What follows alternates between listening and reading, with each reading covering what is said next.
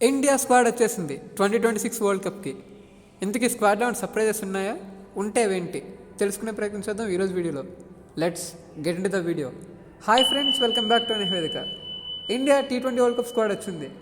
స్క్వాడ్లో ఉన్న నెంబర్స్ ఎవరెవరు అన్ని వివరాలు తెలుసుకుందాం ఈరోజు వీడియోలో. So team india squad T20 world కప్కి ఇలా ఉంది.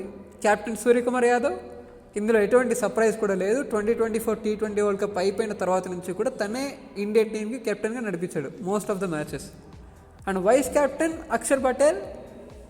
అండ్ బ్యాటర్స్ వచ్చేసి అభిషేక్ శర్మ, తిలక్ వర్మ, శివం దుబే, హార్దిక్ పాండ్యా, రింకు సింగ్. సో వీళ్ళంతా కూడా బ్యాటింగ్ కమ్ ఆల్రౌండర్ కేటగిరీలోకి వస్తున్నారు. ఇషాన్ కిషన్ అండ్ సంజు శాంసన్ వీళ్ళిద్దరిని వికెట్ కీపర్స్గా సెలెక్ట్ చేశారు.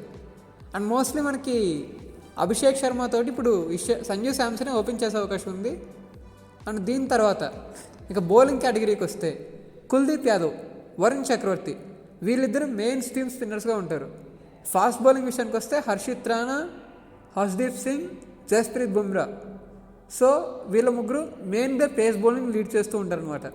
వాషింగ్టన్ సుందర్ని సో అక్షర్ పటేల్, కుల్దీప్ యాదవ్, వరుణ్ చక్రవర్తి ఈ ముగ్గురితో పాటు వాషింగ్ కూడా మరో స్పిన్ ఆల్రౌండర్గా తీసుకున్నారు.